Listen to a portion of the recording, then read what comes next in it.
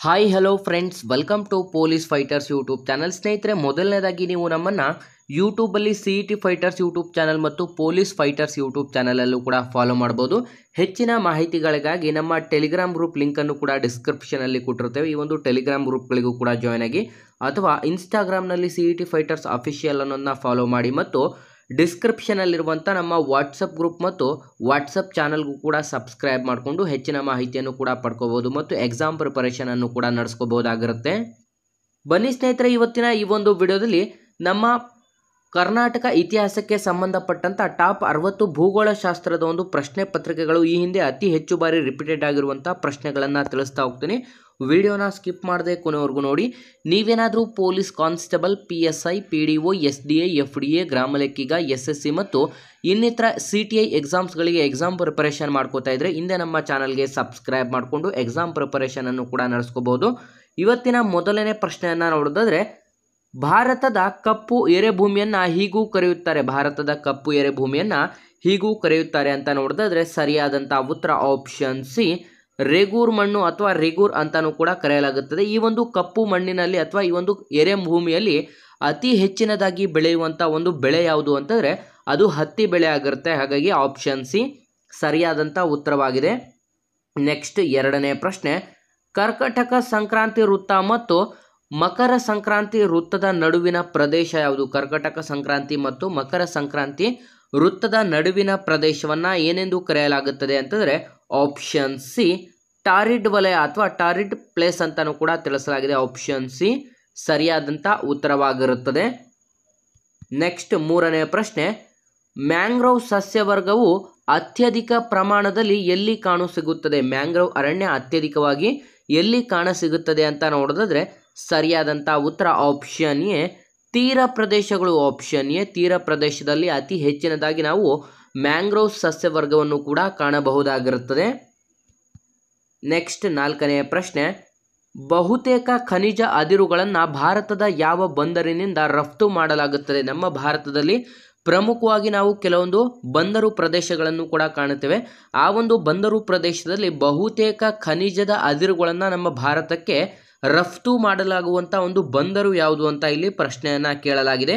ಸರಿಯಾದಂಥ ಉತ್ತರ option D, ಪ್ಯಾರಾದೀಪ್ ಬಂದರ್. Option D, ಪ್ಯಾರಾದೀಪ್ ಬಂದರಿನಿಂದ ಅತಿ ಹೆಚ್ಚಿನ ಒಂದು ಖನಿಜ ಅದಿರುಗಳನ್ನು ರಫ್ತು ಮಾಡಲಾಗುತ್ತದೆ. ನೆಕ್ಸ್ಟ್ ಐದನೇ ಪ್ರಶ್ನೆ, ಖಾಸಿ ಮತ್ತು ಗಾರೋ ಬುಡಕಟ್ಟಿನ ಜನರು ಯಾವ ಪ್ರದೇಶದಲ್ಲಿ ಕಂಡು ಬರುತ್ತಾರೆ? ಖಾಸಿ ಮತ್ತು ಗಾರೋ ಬುಡಕಟ್ಟಿನ ಜನರು ಯಾವ ಪ್ರದೇಶದಲ್ಲಿ ಕಂಡು ಬರುತ್ತಾರೆ? ಸ್ನೇಹಿತರೆ, ಇಲ್ಲಿ ನಾವು ಈ ರೀತಿ ಸ್ಟಾರ್ ಮಾರ್ಕನ್ನು ಮೆನ್ಷನ್ ಮಾಡಿದ್ದೀವಿ ಅಂತಂದರೆ ಅದು ತುಂಬ ಇಂಪಾರ್ಟೆಂಟ್ ಆದಂಥ ಒಂದು ಪ್ರಶ್ನೆ ಅಂತಲೂ ಕೂಡ ತಿಳ್ಕೊಬೋದು. ಈ ಒಂದು ವಿಡಿಯೋದಲ್ಲಿ ಪ್ರತಿಯೊಂದು ಪ್ರಶ್ನೆ ಇಂಪಾರ್ಟೆಂಟ್ ಆಗಿರುತ್ತೆ. ಆದರೆ ಇಂತಹ ಪ್ರಶ್ನೆಗಳಿಗೆ ನಾವು ಏನಕ್ಕೆ ಸ್ಟಾರ್ ಮಾರ್ಕ್ ಮೆನ್ಷನ್ ಮಾಡ್ತೀವಿ ಅಂತಂದರೆ ಈ ಒಂದು ಪ್ರಶ್ನೆಗಳು ನಿಮಗೆ ಜ್ಞಾಪನದಲ್ಲಿ ಉಳ್ಕೋಬೇಕು ಅಂತಲೇ ಕೂಡ ಈ ರೀತಿ ಸ್ಟಾರ್ ಮಾರ್ಕನ್ನು ಮೆನ್ಷನ್ ಮಾಡ್ತೀವಿ. ಇದು ಮೋಸ್ಟ್ ರಿಪೀಟೆಡ್ ಪ್ರಶ್ನೆಗಳು ಕೂಡ ಆಗಿರುತ್ತದೆ. ಖಾಸಿ ಮತ್ತು ಬಾರೋ ಬುಡಕಟ್ಟಿನ ಜನರು ಯಾವ ಒಂದು ಪ್ರದೇಶದಲ್ಲಿ ಕಂಡು ಬರುತ್ತಾರೆ ಅಂತ ನೋಡಿದ್ರೆ ಸರಿಯಾದಂಥ ಉತ್ತರ ಆಪ್ಷನ್ ಬಿ, ಮೇಘಾಲಯದಲ್ಲಿ ಕಂಡು ಬರುತ್ತಾರೆ. ಆಪ್ಷನ್ ಬಿ, ಮೇಘಾಲಯದಲ್ಲಿ ಕಂಡು ಬರುತ್ತಾರೆ. ಪ್ರತಿಯೊಂದು ಎಕ್ಸಾಮ್ಸಲ್ಲಿ ನಿಮಗೆ ಬುಡಕಟ್ಟು ಜನಾಂಗಕ್ಕೆ ಸಂಬಂಧಪಟ್ಟಂಥ 1ರಿಂದ 2 ಮಾರ್ಕ್ಸು ಪಕ್ಕಾ ಬರುತ್ತದೆ. ಹಾಗಾಗಿ ಇಂತಹ ಪ್ರಶ್ನೆಗಳ ಬಗ್ಗೆ ನೀವು ಅತಿ ಹೆಚ್ಚಿನ ಕಾನ್ಸಂಟ್ರೇಟನ್ನು ಮಾಡಬೇಕಾಗುತ್ತೆ. ಸ್ನೇಹಿತರೆ, ನಿಮಗೆ ಈ ಒಂದು ವಿಡಿಯೋ ಏನಾದರೂ ತುಂಬ ಹೆಲ್ಪ್ಫುಲ್ ಆಗಿದೆ ಅಂತ ಏನಾದರೂ ಅನ್ನಿಸ್ತಾ ಇದ್ದರೆ ಇಲ್ಲಿ ಕಾಣಿಸ್ತಿರುವಂಥ ಈ ಒಂದು ನಂಬರ್ಗೆ ಫೋನ್ಪೇ ಅಥವಾ ಗೂಗಲ್ ಪೇಯಲ್ಲಿ 5 ರೂಪೀಸನ್ನು ಡೊನೇಟ್ ಮಾಡಿ, ಅಥವಾ ಇಲ್ಲಿ ಕಾಣಿಸ್ತಿರುವಂಥ ಈ ಒಂದು QR ಕೋಡ್ಗೂ ಕೂಡ ನೀವು 5 ರೂಪೀಸ್ ಡೊನೇಟನ್ನು ಮಾಡ್ಬೋದಾಗಿರುತ್ತೆ. ನಿಮಗೆ ಇಷ್ಟ ಇದ್ದರೆ ಮಾತ್ರ ನೀವು ಈ ಒಂದು QR ಕೋಡ್ಗೆ ಅಥವಾ ಈ ಒಂದು ಫೋನ್ಪೇ ಅಥವಾ ಗೂಗಲ್ ಪೇಯಿಂದ 5 ರೂಪೀಸನ್ನು ನಮಗೆ ಡೊನೇಟ್ ಮಾಡಿ ಹೆಲ್ಪ್ ಕೂಡ ಮಾಡ್ಬೋದಾಗಿರುತ್ತೆ. ನೆಕ್ಸ್ಟ್ ಆರನೇ ಪ್ರಶ್ನೆ, ಭಾರತದ ಯಾವ ರಾಜ್ಯ ದೊಡ್ಡ ಪ್ರಮಾಣದಲ್ಲಿ ಕಲ್ನಾರನ್ನು ಉತ್ಪಾದಿಸುತ್ತದೆ? ಈ ಕೆಳಕಂಡ ಯಾವ ರಾಜ್ಯ ಅತಿ ಹೆಚ್ಚಿನ ಕಲ್ನಾರನ್ನು ಉತ್ಪಾದಿಸುವಂಥ ರಾಜ್ಯ ಅಂತ ನೋಡೋದಾದ್ರೆ option A, Andhra Pradesh. Option A, Andhra Pradesh ರಾಜ್ಯವು ಅತಿ ಹೆಚ್ಚಿನ ಕಲ್ನಾರನ್ನು ಉತ್ಪಾದಿಸುವಂಥ ನಮ್ಮ ಭಾರತದ ಏಕೈಕ ಅತಿ ದೊಡ್ಡ ರಾಜ್ಯ ಕೂಡ ಆಗಿರುತ್ತದೆ. ನೆಕ್ಸ್ಟ್ ಏಳನೇ ಪ್ರಶ್ನೆ, ಅತಿ ದೊಡ್ಡ ಮತ್ತು ಅತಿ ಹೆಚ್ಚು ಜನಸಂಖ್ಯೆ ಇರುವಂಥ ಅಂತರ್ನದಿ ದ್ವೀಪ ಯಾವ ನದಿಯಲ್ಲಿದೆ? ಅತಿ ದೊಡ್ಡ ಮತ್ತು ಅತಿ ಹೆಚ್ಚು ಜನಸಂಖ್ಯೆ ಹೊಂದಿರುವಂಥ ಅಂತರ್ನದಿ ದ್ವೀಪ ಯಾವ ನದಿಯಲ್ಲಿದೆ ಅಂತ ನಾವು ಕಾಣಬಹುದಾಗಿದೆ ಅಂತ ನೋಡಿದ್ರೆ ಸರಿಯಾದಂಥ ಉತ್ತರ ಆಪ್ಷನ್ ಎ, ಬ್ರಹ್ಮಪುತ್ರ ನದಿ. ಆಪ್ಷನ್ ಎ, ಬ್ರಹ್ಮಪುತ್ರ ನದಿಯ ಒಂದು ದ್ವೀಪಗಳಲ್ಲಿ ನಾವು ಅತಿ ಹೆಚ್ಚಿನ ಮತ್ತು ಅತಿ ದೊಡ್ಡ ಜನಸಂಖ್ಯೆಯನ್ನು ಕೂಡ ಕಾಣಬಹುದಾಗಿರುತ್ತದೆ. ನೆಕ್ಸ್ಟ್ 8ನೇ ಪ್ರಶ್ನೆ, ವನ್ಯಜೀವಿ ರಕ್ಷಣಾ ದಿನವನ್ನು ಯಾವ ವರ್ಷದಲ್ಲಿ ಜಾರಿಗೊಳಿಸಲಾಯಿತು? ವನ್ಯಜೀವಿಗಳ ಒಂದು ರಕ್ಷಣೆಯ ದಿನವನ್ನು ಯಾವ ಇಸ್ವಿಯಲ್ಲಿ ಅಥವಾ ಯಾವ ಒಂದು ವರ್ಷದಲ್ಲಿ ಜಾರಿಗೊಳಿಸಲಾಯಿತು ಅಂತ ನೋಡೋದಾದ್ರೆ ಸರಿಯಾದಂಥ ಉತ್ತರ ಆಪ್ಷನ್ ಬಿ 1972. ಆಪ್ಷನ್ ಬಿ 1972 ಸರಿಯಾದಂಥ ಉತ್ತರವಾಗಿರುತ್ತದೆ. ನೆಕ್ಸ್ಟ್ 9ನೇ ಪ್ರಶ್ನೆ, ಯಾವ ನದಿಯು ಸಮಭಾಜಕ ವೃತ್ತವನ್ನು 2 ಸಲ ಹಾದು ಹೋಗುತ್ತದೆ ಅಥವಾ 2 ಬಾರಿ ಕ್ರಾಸ್ ಮಾಡುತ್ತದೆ ಅಥವಾ 2 ಬಾರಿ ಹಾದು ಹೋಗುತ್ತದೆ ಅಂತ ಪ್ರಶ್ನೆ ಕೇಳಲಾಗಿದೆ. ಇದು ಅಷ್ಟೇ ತುಂಬ ಇಂಪಾರ್ಟೆಂಟ್, ಮೋಸ್ಟ್ ರಿಪೀಟೆಡ್ ಪ್ರಶ್ನೆ ಆಗಿದೆ. ಸರಿಯಾದಂಥ ಉತ್ತರ ಆಪ್ಷನ್ ಎ ಕಾಂಗೋ ರಿವರ್ ಅಥವಾ ಕಾಂಗೋ ನದಿ. ಆಪ್ಷನ್ ಎ ಕಾಂಗೋ ನದಿ ಸಮಭಾಜಕ ವೃತ್ತವನ್ನು 2 ಬಾರಿ ಹಾದು ಹೋಗುವಂಥ ಒಂದು ಏಕೈಕ ನದಿ ಕೂಡ ಇದಾಗಿರುತ್ತದೆ. ನೆಕ್ಸ್ಟ್ 10ನೇ ಪ್ರಶ್ನೆ ಕಡೆಗೆ ಬರೋದಾದರೆ, ವಾತಾವರಣದ ಯಾವ ವಲಯದಲ್ಲಿ ಓಝೋನ್ ಪದರ ರೂಪುಗೊಳ್ಳುತ್ತದೆ? ಸ್ನೇಹಿತರೆ, ಓಝೋನ್ ಪದರ ಪ್ರಮುಖವಾಗಿ ನಾವು ನೋಡಬಹುದು, ಅದು ಎಲ್ಲಿ ರೂಪುಗೊಳ್ಳುತ್ತದೆ ಅಂತ ನಾವು ನೋಡೋದಾದ್ರೆ ಸ್ಟ್ರಾಟೋಸ್ಪಿಯರಲ್ಲಿ ರೂಪುಗೊಳ್ಳುತ್ತದೆ. ಇಲ್ಲಿ ಆಪ್ಷನ್ಸ್ಗಳು ಮಿಸ್ ಆಗಿದೆ, ಆಪ್ಷನ್ ಬಿ ಆಗಿರುತ್ತೆ. ಸ್ಟ್ರಾಟೋಸ್ಪಿಯರಲ್ಲಿ ರೂಪುಗೊಳ್ಳುತ್ತದೆ. ಸ್ನೇಹಿತರೆ, ನೀವು ಪ್ರಮುಖವಾಗಿ ಇಲ್ಲಿ ಓಝೋನ್ ಪದರಗಳ ಬಗ್ಗೆನೂ ಕೂಡ ನಿಮಗೆ ಗೊತ್ತಿರಬೇಕಾಗುತ್ತೆ. ಟ್ರೋಪೋಸ್ಪಿಯರ್, ಸ್ಟ್ರಾಟೋಸ್ಪಿಯರ್, ಮೀಸೋಸ್ಪಿಯರ್, ಅಯನೋಸ್ಪಿಯರ್ ಮತ್ತು ಎಕ್ಸೋಸ್ಪಿಯರ್, ಇಷ್ಟು ಒಂದು ಸ್ಪಿಯರ್ಗಳ ಬಗ್ಗೆನೂ ಕೂಡ ನೀವು ಕಂಪ್ಲೀಟ್ ಆಗಿ ತಿಳ್ಕೋಬೇಕು. ಯಾವ ಒಂದು ಸ್ಪಿಯರಲ್ಲಿ ಏನು ಬರುತ್ತದೆ ಕಂಪ್ಲೀಟ್ ಆಗಿ ನೀವು ತಿಳ್ಕೋಬೇಕಾಗಿರುತ್ತೆ. ಸ್ಟ್ರಾಟೋಸ್ಪಿಯರ್ದಲ್ಲಿ ವಾತಾವರಣದ ವಲಯವನ್ನು ಅಥವಾ ಓಝೋನ್ ಅನ್ನು ಕೂಡ ನಾವು ಕಾಣಬಹುದಾಗಿರುತ್ತೆ. ಹಾಗಾಗಿ ಆಪ್ಷನ್ ಬಿ ಸರಿಯಾದಂಥ ಉತ್ತರವಾಗಿರುತ್ತೆ.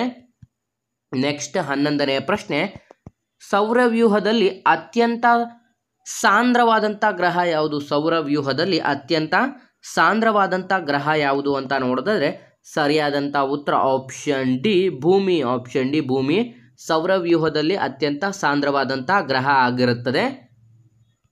ನೆಕ್ಸ್ಟ್ 12ನೇ ಪ್ರಶ್ನೆ, ಭಾರತದಲ್ಲಿ ಪ್ರಾಜೆಕ್ಟ್ ಎಲಿಫೆಂಟ್ ಆರಂಭವಾದಂಥ ವರ್ಷ ಯಾವುದು?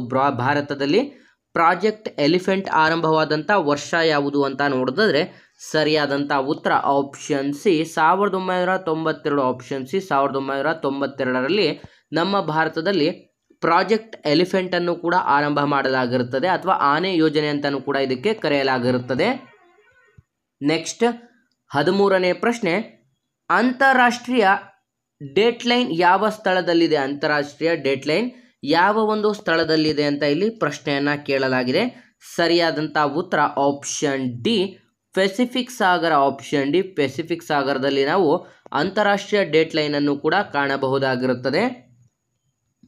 ನೆಕ್ಸ್ಟ್ 14ನೇ ಪ್ರಶ್ನೆ, ರಾಜಸ್ಥಾನ ಕಾಲುವೆಯು ಯಾವ ರಾಜ್ಯಗಳಿಗೆ ನೀರು ಒದಗಿಸುತ್ತದೆ? ರಾಜಸ್ಥಾನ ಕಾಲುವೆಯು ಯಾವ ರಾಜ್ಯಗಳಿಗೆ ನೀರನ್ನು ಒದಗಿಸುತ್ತದೆ?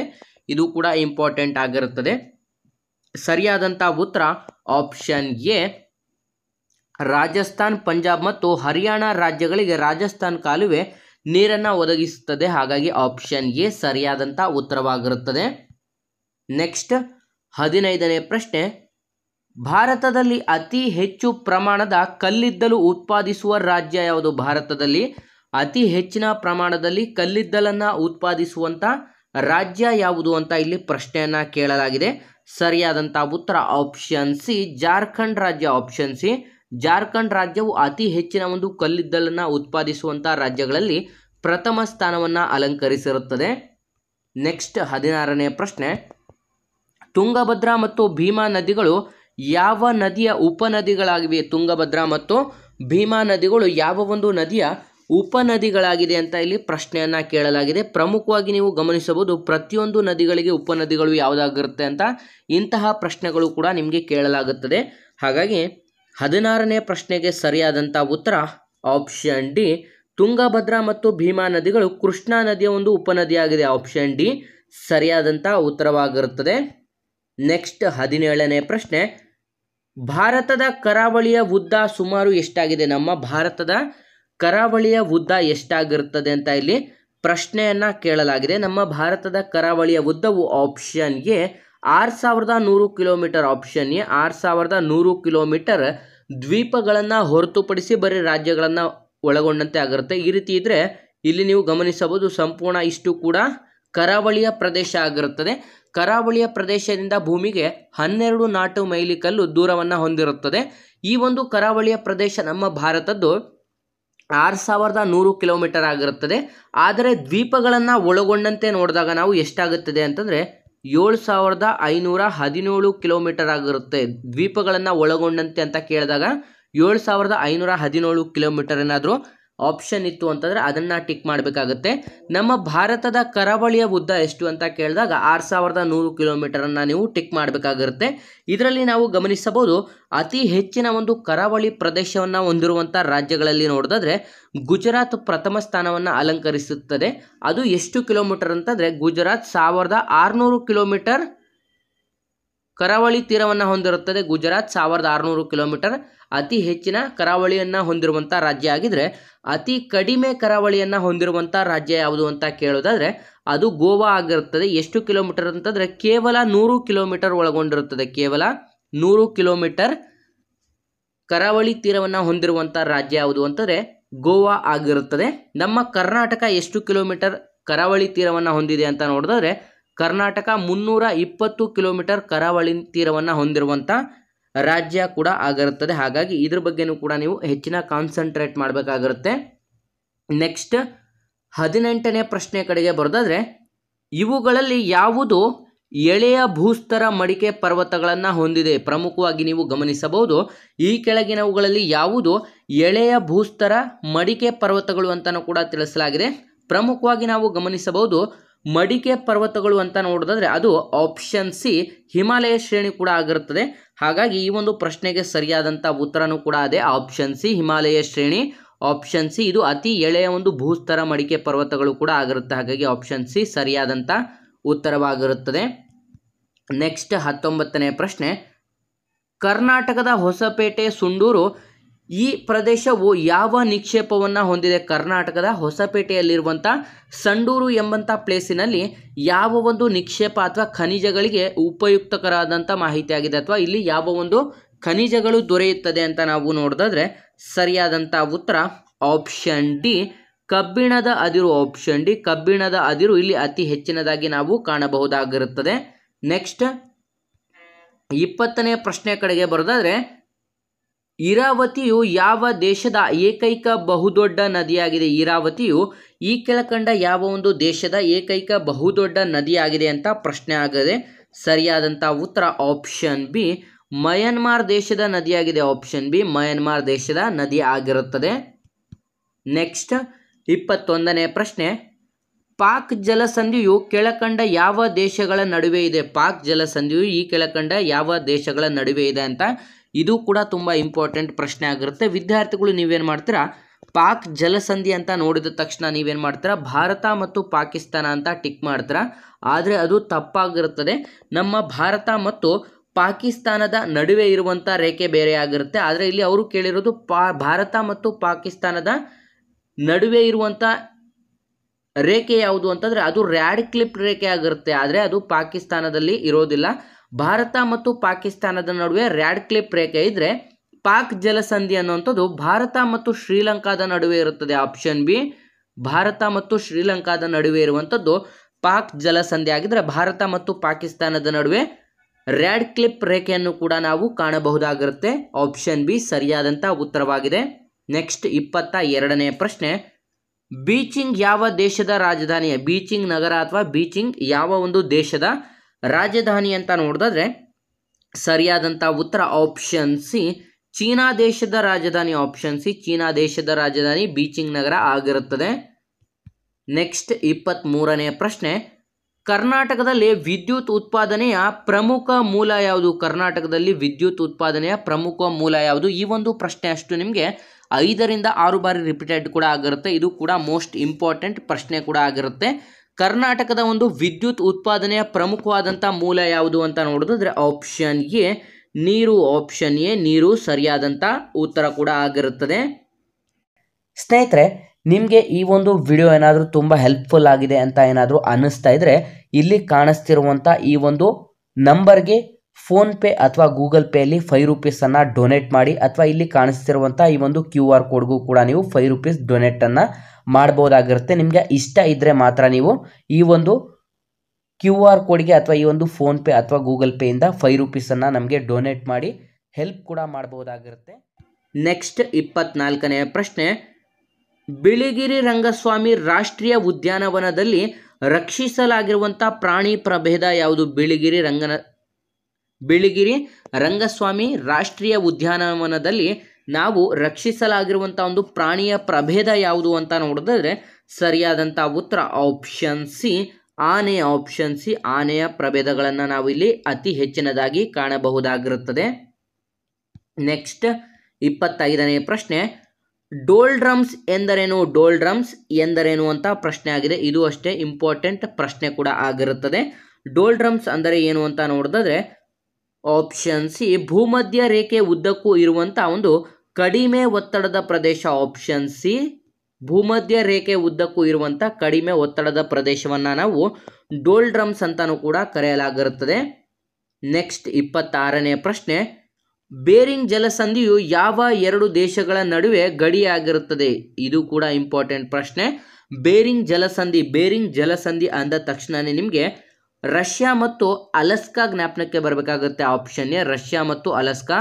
ಆಪ್ಷನ್ ಎ ಸರಿಯಾದಂಥ ಉತ್ತರವಾಗಿರುತ್ತದೆ. ನೆಕ್ಸ್ಟ್ 27ನೇ ಪ್ರಶ್ನೆ, ವಿಶ್ವದ ಅತ್ಯಂತ ದೊಡ್ಡ ಹವಳದ ದಿಣ್ಣೆ ಅಥವಾ ಗ್ರೇಟ್ ಬ್ಯಾರಿಯರ್ ರೀಫ್ ಎಲ್ಲಿದೆ? ಗ್ರೇಟ್ ಬ್ಯಾರಿಯರ್ ರೀಫ್ ಅಥವಾ ವಿಶ್ವದ ಅತಿ ದೊಡ್ಡ ಹವಳದ ದಿಣ್ಣೆ ಅಂತಾನೂ ಕೂಡ ಕರೆಯಲಾಗುತ್ತದೆ. ಇದು ಎಲ್ಲಿ ಕಾಣಸಿಗುತ್ತದೆ ಅಂತಂದರೆ ಆಪ್ಷನ್ ಡಿ ಆಸ್ಟ್ರೇಲಿಯಾ ದೇಶದಲ್ಲಿ ಕಾಣಸಿಗುತ್ತದೆ. ನೆಕ್ಸ್ಟ್ 28ನೇ ಪ್ರಶ್ನೆ, ಜಗತ್ತಿನ ಅತಿ ದೊಡ್ಡ ಉಷ್ಣ ಮರುಭೂಮಿ ಯಾವುದು? ಜಗತ್ತಿನ ಅತಿ ದೊಡ್ಡ ಉಷ್ಣ ಮರುಭೂಮಿ ಯಾವುದು ಅಂತ ನೋಡೋದಾದ್ರೆ ಸರಿಯಾದಂಥ ಉತ್ತರ ಆಪ್ಷನ್ ಸಿ ಸಹರಾ ಮರುಭೂಮಿ. ಆಪ್ಷನ್ ಸಿ ಸಹರಾ ಮರುಭೂಮಿಯು ಜಗತ್ತಿನಲ್ಲೇ ಅತಿ ದೊಡ್ಡ ಒಂದು ಉಷ್ಣ ಮರುಭೂಮಿಗೆ ಉದಾಹರಣೆಯಾಗಿದೆ ಅಥವಾ ಜಗತ್ತಿನಲ್ಲಿ ಅತಿ ದೊಡ್ಡ ಉಷ್ಣ ಮರುಭೂಮಿ ಸಹರಾ ಆಗಿರುತ್ತದೆ. ನೆಕ್ಸ್ಟ್ 29ನೇ ಪ್ರಶ್ನೆ, ಜಗತ್ತಿನ ಅತಿ ದೊಡ್ಡ ಸಿಹಿ ನೀರಿನ ಸರೋವರ ಯಾವುದು? ಜಗತ್ತಿನ ಅತಿ ದೊಡ್ಡ ಸಿಹಿ ನೀರಿನ ಸರೋವರ ಯಾವುದು ಅಂತ ನೋಡೋದಾದ್ರೆ ಸರಿಯಾದಂಥ ಉತ್ತರ ಆಪ್ಷನ್ ಬಿ ಸುಪೀರಿಯರ್ ಸರೋವರ. ಆಪ್ಷನ್ ಬಿ ಸುಪೀರಿಯರ್ ಸರೋವರ ಆಗಿರುತ್ತದೆ. ನೆಕ್ಸ್ಟ್ ಮುಂದಿನ ಪ್ರಶ್ನೆ 30ನೇ ಪ್ರಶ್ನೆ, ಟೈಫೂನ್ ಚಂಡಮಾರುತ ಯಾವ ದೇಶದಲ್ಲಿ ಕಂಡು ಬರುತ್ತದೆ? ಟೈಫೂನ್ ಎಂಬಂಥ ಈ ಒಂದು ಚಂಡಮಾರುತ ಈ ಕೆಳಕಂಡ ಯಾವ ದೇಶದಲ್ಲಿ ಕಂಡು ಬರುತ್ತದೆ ಅಂತ ನೋಡಿದ್ರೆ ಸರಿಯಾದಂಥ ಉತ್ತರ ಆಪ್ಷನ್ ಎ ಚೀನಾ ದೇಶದಲ್ಲಿ ಕಂಡು ಬರುತ್ತದೆ. ಆಪ್ಷನ್ ಎ ಚೀನಾ ದೇಶದಲ್ಲಿ ಟೈಫೂನ್ ಚಂಡಮಾರುತವನ್ನು ಕೂಡ ನಾವು ಕಾಣಬಹುದಾಗಿರುತ್ತದೆ. ನೆಕ್ಸ್ಟ್ 31ನೇ ಪ್ರಶ್ನೆ, ವಿಲ್ಲಿ ವಿಲ್ಲಿ ಚಂಡಮಾರುತ ಎಲ್ಲಿ ಕಂಡು ಬರುತ್ತದೆ? ವಿಲ್ಲಿ ವಿಲ್ಲಿ ಚಂಡಮಾರುತ ಎಲ್ಲಿ ಕಂಡು ಬರುತ್ತದೆ ಅಂತ ನೋಡಿದ್ರೆ ಸರಿಯಾದಂಥ ಉತ್ತರ ಆಪ್ಷನ್ ಸಿ ಆಸ್ಟ್ರೇಲಿಯಾದಲ್ಲಿ ಕಂಡು ಬರುತ್ತದೆ. ಆಪ್ಷನ್ ಸಿ ಆಸ್ಟ್ರೇಲಿಯಾದಲ್ಲಿ ವಿಲ್ಲಿ ವಿಲ್ಲಿ ಸರೋವರನ್ನು ಕೂಡ ನಾವು ಕಾಣಬಹುದಾಗಿರುತ್ತದೆ. ನೆಕ್ಸ್ಟ್ 32ನೇ ಪ್ರಶ್ನೆ, ಖಾಸಿ ಮತ್ತು ಗಾರೋ ಎಂಬಂಥ ಬುಡಕಟ್ಟು ಜನಾಂಗದವರು ಯಾವ ರಾಜ್ಯದಲ್ಲಿ ಕಂಡು ಬರುತ್ತಾರೆ? ಖಾಸಿ ಮತ್ತು ಗಾರೋ ಬುಡಕಟ್ಟಿನ ಜನಾಂಗದವರು ಈ ಕೆಳಕಂಡ ಯಾವ ಒಂದು ರಾಜ್ಯದಲ್ಲಿ ಕಂಡು ಬರುತ್ತಾರೆ ಅಂತ ನೋಡಿದ್ರೆ ಸರಿಯಾದಂಥ ಉತ್ತರ option B Meghalaya. Option B Meghalaya ಸರಿಯಾದಂಥ ಉತ್ತರವಾಗಿರುತ್ತದೆ. ನೆಕ್ಸ್ಟ್ 32ನೇ ಪ್ರಶ್ನೆ, ಏನಕ್ಕೆ ನಾನು ಇಲ್ಲಿ 32ನೇ ಪ್ರಶ್ನೆ 2 ಬಾರಿ ಕೇಳಿದ್ದೀನಿ ಅಂತಂದರೆ ನಿಮಗೆ ಪ್ರಮುಖವಾಗಿ ನಾನು ಆಗ್ಲೇ ತಿಳಿಸಿದೆ ಬುಡಕಟ್ಟು ಜನಾಂಗದ ಬಗ್ಗೆ ಅತಿ ಹೆಚ್ಚಿನ ಪ್ರಶ್ನೆಗಳನ್ನು ತೆಗೆಯಲಾಗುತ್ತದೆ. ಪ್ರತಿಯೊಂದು ರಾಜ್ಯದಲ್ಲೂ ಕೂಡ ಬೇರೆ ಬೇರೆ ಬುಡಕಟ್ಟು ಜನಾಂಗವನ್ನು ಹೊಂದಿರುತ್ತಾರೆ. ಅವರಿಗೆ ಸಪರೇಟಾಗಿ ಬೇರೆ ಬೇರೆ ಹೆಸರುಗಳನ್ನು ಇಟ್ಟಿರ್ತಾರೆ. ಹಾಗಾಗಿ ಆ ಒಂದು ಹೆಸರುಗಳು ನಿಮಗೆ ಜ್ಞಾಪನದಲ್ಲಿರಲಿ. ಒಟ್ಟಿಗೆ ಈ ಒಂದು 2 ಪ್ರಶ್ನೆಗಳು ಬಂದರೆ ಯಾವ ರಾಜ್ಯದಲ್ಲಿ ಯಾರಿದ್ದಾರೆ ಅಂತ ಡಿಫ್ರೆನ್ಸ್ಗಳು ಗೊತ್ತಾಗಲಿ ಅಂತ ಈ ರೀತಿ ಪ್ರಶ್ನೆಗಳನ್ನು ತೆಗೆದಿದ್ದೀವಿ. ನೆಕ್ಸ್ಟ್ 32ನೇ ಪ್ರಶ್ನೆ, ಗೊಂಡರು ಮತ್ತು ಬಿಲ್ಲರು ಬುಡಕಟ್ಟು ಜನಾಂಗದವರು ಈ ಕೆಳಕಂಡ ಯಾವ ರಾಜ್ಯದಲ್ಲಿ ಕಂಡು ಬರುತ್ತಾರೆ? ಗೊಂಡರು ಮತ್ತು ಬಿಲ್ಲರನ್ನು ನಾವು ಎಲ್ಲಿ ಕಾಣಬಹುದು ಅಂತ ನೋಡಿದ್ರೆ ಸರಿಯಾದಂಥ ಉತ್ತರ ಆಪ್ಷನ್ ಡಿ ಮಧ್ಯಪ್ರದೇಶದಲ್ಲಿ. ಆಪ್ಷನ್ ಬಿ ಮಧ್ಯಪ್ರದೇಶದಲ್ಲಿ ಗೊಂಡರು ಮತ್ತು ಬಿಲ್ಲರು ಎಂಬಂಥ ಬುಡಕಟ್ಟು ಜನಾಂಗವನ್ನು ಕೂಡ ಕಾಣಬಹುದಾಗಿರುತ್ತೆ. ನೆಕ್ಸ್ಟ್ 33ನೇ ಪ್ರಶ್ನೆ, ಕೆಳಗಿನ ಯಾವ ಬೆಳೆ ಪ್ರಮುಖ ಖಾರಿಫ್ ಬೆಳೆ ಅಲ್ಲ? ಈ ಕೆಳಗಿನ ಯಾವ ಬೆಳೆಯು ಪ್ರಮುಖ ಖಾರಿಫ್ ಬೆಳೆಗೆ ಉದಾಹರಣೆ ಅಲ್ಲ ಅಂತ ನೋಡಿದ್ರೆ ಸರಿಯಾದಂಥ ಉತ್ತರ ಆಪ್ಷನ್ ಡಿ ಗೋಧಿ ಬೆಳೆ. ಆಪ್ಷನ್ ಡಿ ಗೋಧಿ ಬೆಳೆ ಇದು ಖಾರಿಫ್ ಬೆಳೆ ಆಗಿರೋದಿಲ್ಲ. ಇನ್ನು ಮಿಕ್ಕುಳಿದಂತೆ ಭತ್ತ, ಹತ್ತಿ ಮತ್ತು ಜೋಳ ಇವು ಮೂರು ಕೂಡ ಖಾರಿಫ್ ಬೆಳೆಗೆ ಉದಾಹರಣೆ ಆಗಿದ್ರೆ, ಗೋಧಿ ಇದು ರಬಿ ಬೆಳೆಗೆ ಉದಾಹರಣೆ ಆಗಿರುತ್ತೆ, ರಬಿ ಬೆಳೆಗೆ ಉದಾಹರಣೆ ಆಗಿರುತ್ತದೆ. ನೆಕ್ಸ್ಟ್ 34ನೇ ಪ್ರಶ್ನೆ ಕೆಳಗಿನ ಯಾವ ಬೆಳೆ ಪ್ರಮುಖ ರಬಿ ಬೆಳೆ ಅಲ್ಲ? ಈ ಕೆಳಗಿನ ಯಾವ ಬೆಳೆಯು ಪ್ರಮುಖ ರಬಿ ಬೆಳೆ ಅಲ್ಲ ಅಂತ ಇಲ್ಲಿ ಪ್ರಶ್ನೆಯನ್ನ ಕೇಳಲಾಗಿರುತ್ತದೆ. ಸರಿಯಾದಂಥ ಉತ್ತರ ಆಪ್ಷನ್ ಡಿ ಸೆಣಬು. ಆಪ್ಷನ್ ಡಿ ಸೆಣಬನ್ನು ಹೊರತುಪಡಿಸಿ ಗೋಧಿ, ಬಾರ್ಲಿ ಮತ್ತು ಸಾಸಿವೆ ಇವು ಮೂರು ಕೂಡ ರಬಿ ಬೆಳೆಗೆ ಒಂದು ಉದಾಹರಣೆ ಆಗಿರುತ್ತದೆ. ನೆಕ್ಸ್ಟ್ 35ನೇ ಪ್ರಶ್ನೆ ಬೆಂಕಿ ರೋಗ ಕೆಳಗಿನ ಯಾವ ಬೆಳೆಗೆ ಬರುತ್ತದೆ? ಬೆಂಕಿ ರೋಗ ಈ ಕೆಳಗಿನ ಯಾವ ಬೆಳೆಗೆ ಬರುವಂಥ ಒಂದು ರೋಗ ಆಗಿದೆ ಅಂತ ನೋಡೋದಾದ್ರೆ ಸರಿಯಾದಂಥ ಉತ್ತರ ಆಪ್ಷನ್ ಬಿ ಭತ್ತಕ್ಕೆ. ಆಪ್ಷನ್ ಬಿ ಭತ್ತಕ್ಕೆ ಬರುವಂಥ ಈ ಒಂದು ಬೆಂಕಿ ರೋಗ ಆಗಿರುತ್ತದೆ. ನೆಕ್ಸ್ಟ್ 36ನೇ ಪ್ರಶ್ನೆ ಬ್ಲ್ಯಾಕ್ ಮರ್ಮ್ ರೋಗ ಕೆಳಗಿನ ಯಾವ ಬೆಳೆಗೆ ಬರುತ್ತದೆ? ಬ್ಲ್ಯಾಕ್ ಮರ್ಮ್ ಎಂಬಂಥ ಈ ಒಂದು ರೋಗ ಈ ಕೆಳಕಂಡ ಯಾವ ಬೆಳೆಗೆ ಬರುತ್ತದೆ ಅಂತ ನೋಡೋದಾದ್ರೆ ಆಪ್ಷನ್ ಡಿ ಹತ್ತಿ ಬೆಳೆಗೆ ಬರುತ್ತದೆ. ಆಪ್ಷನ್ ಡಿ ಹತ್ತಿ ಬೆಳೆಗೆ ಬ್ಲ್ಯಾಕ್ ಮರ್ಮ್ ಎಂಬಂಥ ಈ ಒಂದು ರೋಗ ಕೂಡ ಬರುತ್ತದೆ. ನೆಕ್ಸ್ಟ್ 37ನೇ ಪ್ರಶ್ನೆ ಭಾರತದೊಂದಿಗೆ ಅತಿ ಕಡಿಮೆ ಭೂ ಗಡಿಯನ್ನು ಹಂಚಿಕೊಳ್ಳುವಂಥ ಒಂದು ದೇಶ ಯಾವುದು? ಭಾರತದೊಂದಿಗೆ ಅತಿ ಕಡಿಮೆ ಭೂಪ್ರದೇಶವನ್ನು ಅಥವಾ ಭೂಗಡಿಯನ್ನು ಹಂಚಿಕೊಂಡಿರುವಂಥ ದೇಶ ಯಾವುದು ಅಂತ ಇಲ್ಲಿ ಪ್ರಶ್ನೆಯನ್ನು ಕೂಡ ಕೇಳಲಾಗಿದೆ. ಸ್ನೇಹಿತರೆ ಸರಿಯಾದಂಥ ಉತ್ತರ option C Afghanistan. Option C Afghanistan ಕೇವಲ ನಮ್ಮ ಭಾರತದೊಂದಿಗೆ 80 ಕಿಲೋಮೀಟರ್ ಗಡಿ ರೇಖೆಯನ್ನು ಹೊಂದಿದೆ. ಕೇವಲ 80 ಕಿಲೋಮೀಟರ್ ಗಡಿ ರೇಖೆಯನ್ನು ಹೊಂದಿದೆ. ಅತಿ ಹೆಚ್ಚಿನ ಭೂಗಡಿಯನ್ನು ಹಂಚಿಕೊಂಡಿರುವಂಥ ದೇಶ ಯಾವುದು ಅಂತ ನೋಡಿದ್ರೆ ಅದು ಬಾಂಗ್ಲಾದೇಶ ಆಗಿರುತ್ತೆ. ಬಾಂಗ್ಲಾದೇಶ ಅತಿ ಹೆಚ್ಚಿನ ಗಡಿಯನ್ನು ಹೊಂದಿದ್ರೆ ಅತಿ ಕಡಿಮೆ ಗಡಿಯನ್ನು ಹೊಂದಿರುವಂಥ ದೇಶ ಯಾವುದು ಅಂತಂದರೆ ಅದು ಅಫ್ಘಾನಿಸ್ತಾನ ಸರಿಯಾದಂಥ ಉತ್ತರವಾಗಿರುತ್ತದೆ. ನೆಕ್ಸ್ಟ್ 38ನೇ ಪ್ರಶ್ನೆ ಭಾರತವು ಈ ಕೆಳಗಿನ ಯಾವ ದೇಶದೊಂದಿಗೆ ಭೂ ಮತ್ತು ಜಲಗಡಿ ಎರಡನ್ನೂ ಕೂಡ ಹಂಚಿಕೊಳ್ಳುವುದಿಲ್ಲ? ಸ್ನೇಹಿತರೆ ನೀವು ಗಮನಿಸಬಹುದು ನಮ್ಮ ಭಾರತ ದೇಶವು ಭೂ ಮತ್ತು ಜಲಗಡಿಯನ್ನು ಹಂಚಿಕೊಳ್ಳುವಂಥ ಒಂದು ದೇಶಗಳು 3 ದೇಶಗಳಾಗಿರುತ್ತದೆ. ಆದರೆ ಇಲ್ಲಿ 4 ಆಪ್ಷನ್ಸ್ಗಳನ್ನು ನೀಡಲಾಗಿದೆ. ಒಂದು ದೇಶದೊಂದಿಗೆ ಭೂ ಮತ್ತು ಜಲಗಡಿಯನ್ನು ಹಂಚಿಕೊಳ್ಳುವುದಿಲ್ಲ. ಆ ಒಂದು ದೇಶ ಯಾವುದು ಅಂತ ಇಲ್ಲಿ ಪ್ರಶ್ನೆಯನ್ನು ಕೇಳಲಾಗಿದೆ.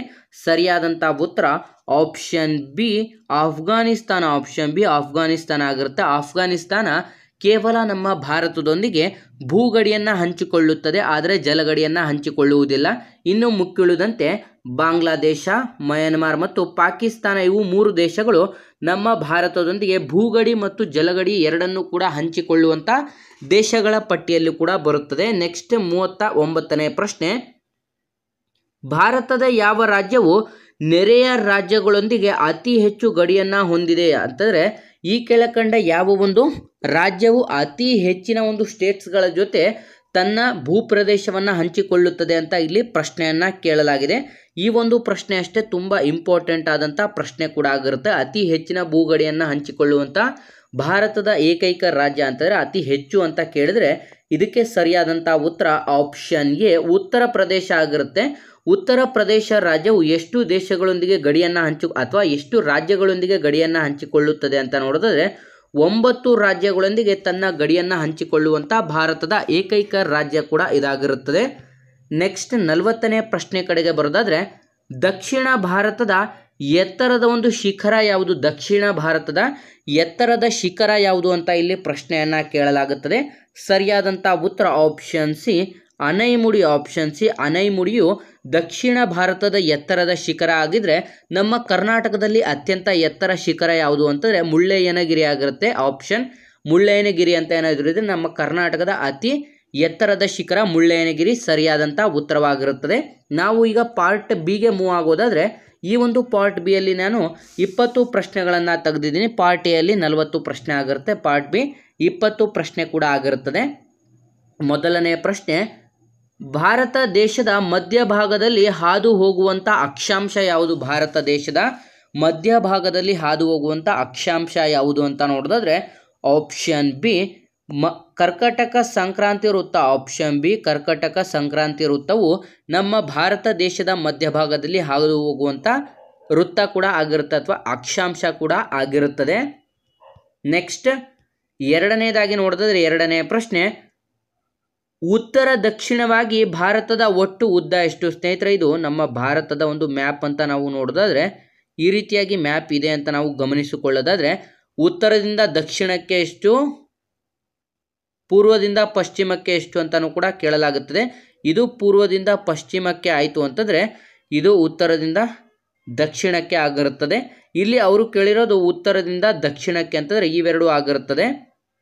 ಉತ್ತರದಿಂದ ದಕ್ಷಿಣಕ್ಕೆ ಅಂತಂದರೆ ಈ ರೀತಿಯಾದಂಥ ಒಂದು ಕೌಂಟಿಂಗ್ ಆಗಿರುತ್ತದೆ. ಉತ್ತರದಿಂದ ದಕ್ಷಿಣಕ್ಕೆ ಎಷ್ಟು ಕಿಲೋಮೀಟರ್ ಇದೆ ಅಂತ ನೋಡೋದಾದ್ರೆ option B 3214 kilometre. Option B 3214 ಕಿಲೋಮೀಟರ್ನಷ್ಟು ಉತ್ತರದಿಂದ ದಕ್ಷಿಣಕ್ಕೆ ನಮ್ಮ ಭಾರತದ ಒಟ್ಟು ಉದ್ದವನ್ನು ಹಂಚಿಕೊಂಡಿರುತ್ತದೆ. ನೆಕ್ಸ್ಟ್ ಮೂರನೇ ಪ್ರಶ್ನೆ ಕಡೆಗೆ ಬರೋದಾದ್ರೆ ಭಾರತವು ಪಶ್ಚಿಮದಿಂದ ಪೂರ್ವದ ಪ್ರದೇಶದ ವರೆಗೆ ಎಷ್ಟು ಅಗಲವನ್ನು ಹೊಂದಿರದೆ ಅಂದರೆ ನೀವು ಗಮನಿಸಬಹುದು. ಪೂರ್ವದಿಂದ ಪಶ್ಚಿಮ ಅಥವಾ ಪಶ್ಚಿಮದಿಂದ ಪೂರ್ವ ಅಂತಂದ್ರೂ ಎರಡು ಒಂದೇ ಆಗಿರುತ್ತೆ.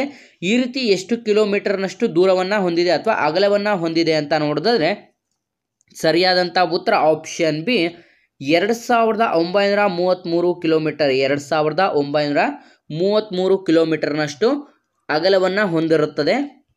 ನೆಕ್ಸ್ಟ್ ನಾಲ್ಕನೇ ಪ್ರಶ್ನೆ ಕಡೆಗೆ ಬರೋದಾದ್ರೆ ಭಾರತ ಮತ್ತು ಆಫ್ಘಾನಿಸ್ತಾನಗಳನ್ನು ಪ್ರತ್ಯೇಕಿಸುವಂಥ ರೇಖೆ ಯಾವುದು? ಭಾರತ ಮತ್ತು ಆಫ್ಘಾನಿಸ್ತಾನವನ್ನು ಪ್ರತ್ಯೇಕಿಸುವಂಥ ರೇಖೆ ಯಾವುದು ಅಂತ ಪ್ರಶ್ನೆಯನ್ನು ಕೇಳಲಾಗಿದೆ. ಸರಿಯಾದಂಥ ಉತ್ತರ ಆಪ್ಷನ್ ಬಿ ಡ್ಯೂರಾಂಡ್ ರೇಖೆ. ಆಪ್ಷನ್ ಬಿ ಡ್ಯೂರಾಂಡ್ ರೇಖೆ ಸರಿಯಾದಂಥ ಉತ್ತರವಾಗಿದೆ. ಪ್ರಮುಖವಾಗಿ ನೀವು ಗಮನಿಸಬಹುದು ಸ್ನೇಹಿತರೆ, ಪ್ರತಿಯೊಂದು ಎಕ್ಸಾಮ್ಸಲ್ಲಿ ನಮ್ಮ ಭಾರತದ ಭೂಗಡಿ ಪ್ರದೇಶಕ್ಕೆ ಸಂಬಂಧಪಟ್ಟಂಥ ಯಾವ ರೇಖೆಗಳು ಯಾವ ದೇಶದೊಂದಿಗೆ ಹಂಚಿಕೊಂಡಿರುತ್ತದೆ, ಆ ಒಂದು ಹಂಚಿಕೊಂಡಿರುವಂಥ ದೇಶಗಳ ರೇಖೆಗೆ ಏನೆಂದು ಹೆಸರಿಡಲಾಗಿದೆ ಅಂತ ಪ್ರಮುಖವಾಗಿ ನಿಮಗೆ ಪ್ರತಿಯೊಂದು ಎಕ್ಸಾಮ್ಸಲ್ಲಿ 1ರಿಂದ 2 ಮಾರ್ಕ್ಸ್ಗಳು ಕಂಪ್ಲೀಟ್ ಆಗಿ ಬರುತ್ತದೆ. ಹಾಗಾಗಿ ಇದ್ರ ಬಗ್ಗೆನೂ ಕೂಡ ನೀವು ಹೆಚ್ಚಿನ ಒಂದು ಕಾನ್ಸಂಟ್ರೇಟ್ ಮಾಡಬೇಕಾಗಿರುತ್ತೆ. ನೆಕ್ಸ್ಟ್ ಐದನೇ ಪ್ರಶ್ನೆ ಕಡೆಗೆ ಬರೋದಾದ್ರೆ ಅಂಡಮಾನ್ ಮತ್ತು ನಿಕೋಬಾರ್ ದ್ವೀಪಗಳನ್ನು ಸುಮತ್ರಾದಿಂದ ಪ್ರತ್ಯೇಕಿಸುವುದು ಯಾವುದು? ಸ್ನೇಹಿತರೆ, ಅಂಡಮಾನ್ ಮತ್ತು ನಿಕೋಬಾರ್ ದ್ವೀಪಗಳನ್ನು ಸುಮತ್ರಾದಿಂದ ಪ್ರತ್ಯೇಕಿಸುವಂಥ ಒಂದು ಗಡಿ ರೇಖೆ ಯಾವುದು ಅಂತ ಇಲ್ಲಿ ಪ್ರಶ್ನೆಯನ್ನು ಕೇಳಲಾಗಿದೆ. ಸರಿಯಾದಂಥ ಉತ್ತರ option B great channel. Option B great ಚಾನಲ್ನಿಂದ ಅಂಡಮಾನ್ ಮತ್ತು ನಿಕೋಬಾರ್ ದ್ವೀಪಗಳನ್ನು ಕೂಡ ನಾವು ಬೇರ್ಪಡಿಸಬಹುದು ಅಥವಾ ಪ್ರತ್ಯೇಕಿಸಬಹುದಾಗಿರುತ್ತದೆ. ನೆಕ್ಸ್ಟ್ ಆರನೇ ಪ್ರಶ್ನೆ ಸೂಯೆಜ್ ಕಾಲುವೆ ನಿರ್ಮಾಣ ಆಗಿದ್ದು ಎಷ್ಟರಲ್ಲಿ? ಸೂಯೆಜ್ ಕಾಲುವೆ ನಿರ್ಮಾಣ ಎಷ್ಟರಲ್ಲಿ ಆಯಿತು ಅಂತ ನೋಡೋದಾದ್ರೆ ಸರಿಯಾದಂಥ ಉತ್ತರ ಆಪ್ಷನ್ ಎ 1869. ಆಪ್ಷನ್ ಎ 1869ರ ಸಂದರ್ಭದಲ್ಲಿ ಸೂಯೆಜ್ ಕಾಲುವೆ ನಿರ್ಮಾಣ ಆಗಿರುತ್ತದೆ. ನೆಕ್ಸ್ಟ್ ಏಳನೇ ಪ್ರಶ್ನೆ ಭಾರತದಲ್ಲಿರುವಂಥ ಒಟ್ಟು ದ್ವೀಪಗಳ ಸಂಖ್ಯೆ ಎಷ್ಟು? ನಮ್ಮ ಭಾರತದಲ್ಲಿರುವಂಥ ಒಟ್ಟು ದ್ವೀಪಗಳ ಸಂಖ್ಯೆ ಎಷ್ಟು ಅಂತ ನೋಡೋದಾದ್ರೆ ಸರಿಯಾದಂಥ ಉತ್ತರ ಆಪ್ಷನ್ ಬಿ 247 ದ್ವೀಪಗಳು. ಆಪ್ಷನ್ ಬಿ 247 ದ್ವೀಪಗಳನ್ನು ನಮ್ಮ ಭಾರತ ದೇಶದಲ್ಲಿ ನಾವು ಕಾಣಬಹುದಾಗಿರುತ್ತದೆ. ನೆಕ್ಸ್ಟ್ ಎಂಟನೇ ಪ್ರಶ್ನೆ ಭಾರತದ ವ್ಯವಸಾಯ ಹೆಚ್ಚಾಗಿ ಯಾವ ಒಂದು ಮಾರುತವನ್ನು ಅವಲಂಬಿಸಿದೆ? ನಮ್ಮ ಭಾರತದ ಈ ಕೆಳಕಂಡ ಯಾವ ಒಂದು ಮಾರುತದಿಂದ ಅತಿ ಹೆಚ್ಚಿನ ಒಂದು ಬೇಸಾಯವನ್ನು ಅವಲಂಬಿಸಿದೆ ಅಥವಾ ವ್ಯವಸಾಯವನ್ನು ಅವಲಂಬಿಸಿದೆ ಅಂತ ಇಲ್ಲಿ ಪ್ರಶ್ನೆಯನ್ನು ಕೇಳಲಾಗಿದೆ. ಸರಿಯಾದಂಥ ಉತ್ತರ ಆಪ್ಷನ್ ಎ ನೈಋತ್ಯ ಮಾನ್ಸೂನ್ ಮಾರುತಗಳು. ನೀವು ಎಲ್ಲರೂ ಕೂಡ ಗಮನಿಸಬಹುದು, ನೈಋತ್ಯ ಮಾನ್ಸೂನ್ ಮಾರುತಗಳು ನಮ್ಮ ಭಾರತದ ವ್ಯವಸಾಯಕ್ಕೆ ಅತಿ ಹೆಚ್ಚಿನ ಕೊಡುಗೆ ನೀಡುವಂಥ ಒಂದು ಮಾನ್ಸೂನ್ ಮಾರುತ ಕೂಡ ಆಗಿರುತ್ತದೆ. ನೆಕ್ಸ್ಟ್ ಒಂಬತ್ತನೇ ಪ್ರಶ್ನೆ ಕಡೆಗೆ ಬರೋದಾದ್ರೆ ಸುಂದರಿ ಮರಗಳು ಕೆಳಗಿನ ಯಾವ ನದಿಯ ಮುಖಜ ಭೂಮಿಯಲ್ಲಿ ಹೆಚ್ಚಾಗಿ ಕಾಣಸಿಗುತ್ತದೆ? ಸುಂದರಿ ಮರಗಳು ಅಥವಾ ಸುಂದರ ಮರಗಳು ಇವು ಅತಿ ಹೆಚ್ಚಿನದಾಗಿ ಸುಂದರಿ ಮರಗಳು ಅಥವಾ ಸುಂದರ್ಬನ್ಸ್ ಅಂತಲೂ ಕೂಡ ಕರೆಯಲಾಗುತ್ತದೆ. ಇವು ಯಾವ ನದಿಯ ಮುಖಜ ಭೂಮಿಯಲ್ಲಿ ಹೆಚ್ಚಾಗಿ ಕಾಣಸಿಗುತ್ತದೆ ಅಂತ ಇಲ್ಲಿ ಪ್ರಶ್ನೆಯನ್ನು ಕೇಳಲಾಗಿದೆ. ಸರಿಯಾದಂಥ ಉತ್ತರ ಆಪ್ಷನ್ ಬಿ ಗಂಗಾ ನದಿ ಮುಖಜ ಭೂಮಿ. ಆಪ್ಷನ್ ಬಿ ಗಂಗಾ ನದಿ ಮುಖಜ ಭೂಮಿಯಲ್ಲಿ ಅತಿ ಹೆಚ್ಚಿನದಾಗಿ ನಾವು ಸುಂದರ್ಬನ್ಸ್ ಮರಗಳನ್ನು ಕೂಡ ಕಾಣಬಹುದಾಗಿರುತ್ತೆ ಅಥವಾ ಸುಂದರಿ ಮರಗಳನ್ನು ಕೂಡ ನಾವು ಕಾಣಬಹುದಾಗಿರುತ್ತದೆ. ನೆಕ್ಸ್ಟ್ 10ನೇ ಪ್ರಶ್ನೆ ಭಾರತದ ಮೊದಲ ವಿವಿಧೋದ್ದೇಶ ನದಿ ಕಣಿವೆ ಯೋಜನೆ ಯಾವುದು? ಭಾರತದ ಮೊದಲ ವಿವಿಧೋದ್ದೇಶ ನದಿ ಕಣಿವೆ ಯೋಜನೆ ಯಾವುದಾಗಿದೆ ಅಂತ ಪ್ರಶ್ನೆ ಆಗಿದೆ. ಇದು ಅಷ್ಟೇ ಮೋಸ್ಟ್ ಇಂಪಾರ್ಟೆಂಟ್ ಪ್ರಶ್ನೆಯಲ್ಲಿ ಒಂದಾಗಿರುತ್ತದೆ. ಸರಿಯಾದಂಥ ಉತ್ತರ ಆಪ್ಷನ್ ಬಿ ದಾಮೋದರ್ ನದಿ ಕಣಿವೆ ಯೋಜನೆಯು ನಮ್ಮ ಭಾರತ ದೇಶದ ಮೊಟ್ಟ ಮೊದಲ ಒಂದು ವಿವಿಧೋದ್ದೇಶ ನದಿ ಕಣಿವೆ ಯೋಜನೆ ಆಗಿದೆ. ಹಾಗಾಗಿ ಆಪ್ಷನ್ ಬಿ ಸರಿಯಾದಂಥ ಉತ್ತರವಾಗಿರುತ್ತದೆ. ನೆಕ್ಸ್ಟ್ 11ನೇ ಪ್ರಶ್ನೆ, ಹಿರಾಕುಡ್ ಅಣೆಕಟ್ಟು ಯಾವ ರಾಜ್ಯದಲ್ಲಿದೆ? ಹಿರಾಕುಡ್ ಅಣೆಕಟ್ಟು ಯಾವ ರಾಜ್ಯದಲ್ಲಿ ಕಂಡು ಬರುತ್ತದೆ ಅಂತ ನೋಡಿದ್ರೆ ಸರಿಯಾದಂಥ ಉತ್ತರ ಆಪ್ಷನ್ ಬಿ ಒರಿಸ್ಸಾ ರಾಜ್ಯದಲ್ಲಿ ಕಂಡು ಬರುತ್ತದೆ. ಒರಿಸ್ಸಾ ರಾಜ್ಯದಲ್ಲಿ ಹಿರಾಕುಡ್ ಅಣೆಕಟ್ಟನ್ನು ಕೂಡ ನಾವು ಕಾಣಬಹುದಾಗಿರುತ್ತದೆ.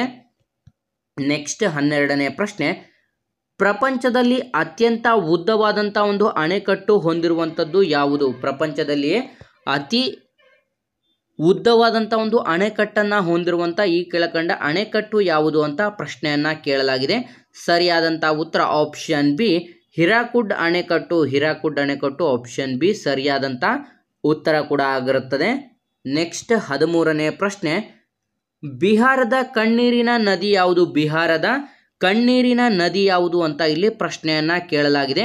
ಬಿಹಾರದ ಕಣ್ಣೀರಿನ ನದಿ ಯಾವುದು ಅಂತಂದರೆ ಆಪ್ಷನ್ ಡಿ ಕೋಸಿ ನದಿ ಆಗಿರುತ್ತೆ. ಆಪ್ಷನ್ ಡಿ ಕೋಸಿ ನದಿ ಬಿಹಾರದ ಕಣ್ಣೀರಿನ ನದಿ ಕೂಡ ಆಗಿರುತ್ತದೆ.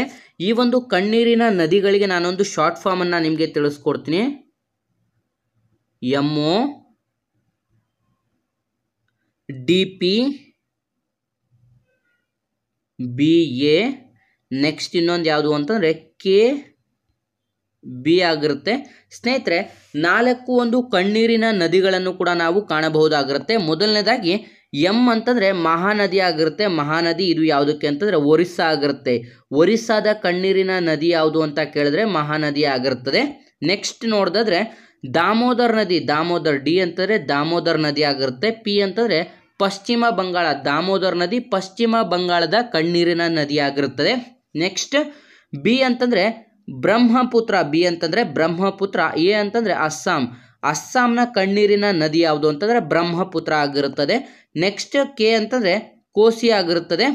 ಬಿ ಅಂತಂದರೆ ಬಿಹಾರ್, ಬಿಹಾರದ ಕಣ್ಣೀರಿನ ನದಿ ಕೋಸಿ ಆಗಿರುತ್ತೆ. ನೀವಿಲ್ಲಿ ಪ್ರಮುಖವಾಗಿ ಗಮನಿಸಬಹುದು ಮಹಾನದಿ ಒರಿಸ್ಸಾ, ದಾಮೋದರ್ ಪಶ್ಚಿಮ ಬಂಗಾಳ, ನೆಕ್ಸ್ಟ್ ಬ್ರಹ್ಮಪುತ್ರ ಅಸ್ಸಾಂ, ಕೋಸಿ ಬಿಹಾರ, ಇವಿಷ್ಟು ಕೂಡ ಕಣ್ಣೀರಿನ ನದಿಗಳಾಗಿರುತ್ತೆ. ಇದು ಕೂಡ ತುಂಬ ಇಂಪಾರ್ಟೆಂಟ್ ಪ್ರಶ್ನೆ ಆಗಿರುತ್ತದೆ. ನೆಕ್ಸ್ಟ್ 14ನೇ ಪ್ರಶ್ನೆ ಕಡೆಗೆ ಬರೋದಾದರೆ, ಮೊದಲ ಕೊಳವೆ ಬಾವಿಗಳನ್ನು ಗಂಗಾ ನದಿ ಮೈದಾನದಲ್ಲಿ ಎಷ್ಟರಲ್ಲಿ ಕೊರೆಯಲಾಯಿತು? ಮೊಟ್ಟ ಮೊದಲ ಕೊಳವೆ ಬಾವಿಗಳನ್ನು ಗಂಗಾ ನದಿ ಮೈದಾನದಲ್ಲಿ ಎಷ್ಟರಲ್ಲಿ ಕೊರೆಸಲಾಯಿತು ಅಥವಾ ಎಷ್ಟನೇ ಒಂದು ಇಸ್ವಿಯಲ್ಲಿ ಇಲ್ಲಿ ಕೊರೆಸಲಾಯಿತು ಅಂತ ಪ್ರಶ್ನೆ ಆಗಿರುತ್ತೆ. ಸರಿಯಾದಂಥ ಉತ್ತರ ಆಪ್ಷನ್ ಎ 1930ರ ಸಂದರ್ಭದಲ್ಲಿ ಮೊಟ್ಟ ಮೊದಲನೇ ಬಾರಿಗೆ ಗಂಗಾ ನದಿ ಮೈದಾನದಲ್ಲಿ ಕೊಳವೆ ಬಾವಿಗಳನ್ನು ಕೊರೆಸಲಾಗಿರುತ್ತದೆ. ಹಾಗಾಗಿ ಆಪ್ಷನ್ ಎ ಸರಿಯಾದಂಥ ಉತ್ತರವಾಗಿರುತ್ತದೆ. ನೆಕ್ಸ್ಟ್ 15ನೇ ಪ್ರಶ್ನೆ, ಯಾವ ನದಿಯ ಅಣೆಕಟ್ಟಿಗೆ ಪಂಪಾ ಸಾಗರ ಎಂದು ಕರೆಯುತ್ತಾರೆ? ಈ ಕೆಳಕಂಡ ಯಾವ ಒಂದು ನದಿಯ ಅಣೆಕಟ್ಟಿಗೆ ಪಂಪಾ ಸಾಗರ ಅಂತ ಕರೆಯಲಾಗುತ್ತದೆ ಅಂತ ನೋಡಿದ್ರೆ ಸರಿಯಾದಂಥ ಉತ್ತರ ಆಪ್ಷನ್ ಬಿ ತುಂಗಭದ್ರಾ ನದಿ. ಆಪ್ಷನ್ ಬಿ ತುಂಗಭದ್ರಾ ನದಿಗೆ ಪಂಪಾ ಸಾಗರ ಅಣೆಕಟ್ಟು ಅಂತಲೂ ಕೂಡ ಕರೆಯಲಾಗಿರುತ್ತದೆ. ನೆಕ್ಸ್ಟ್ 16ನೇ ಪ್ರಶ್ನೆ, ಪ್ರಪಂಚದಲ್ಲಿ ಅತ್ಯಂತ ಪುರಾತನವಾದಂಥ ಸಾಗುವಳಿ ಬೆಳೆ ಯಾವುದು? ಪ್ರಪಂಚದಲ್ಲಿಯೇ ಅತ್ಯಂತ ಪುರಾತನವಾದಂಥ ಸಾಗುವಳಿ ಬೆಳೆ ಯಾವುದು ಅಂತ ನೋಡಿದ್ರೆ ಸರಿಯಾದಂಥ ಉತ್ತರ ಆಪ್ಷನ್ ಸಿ ಭತ್ತ ಆಗಿರುತ್ತೆ. ಆಪ್ಷನ್ ಸಿ ಭತ್ತ ಸರಿಯಾದಂಥ ಉತ್ತರವಾಗಿರುತ್ತದೆ.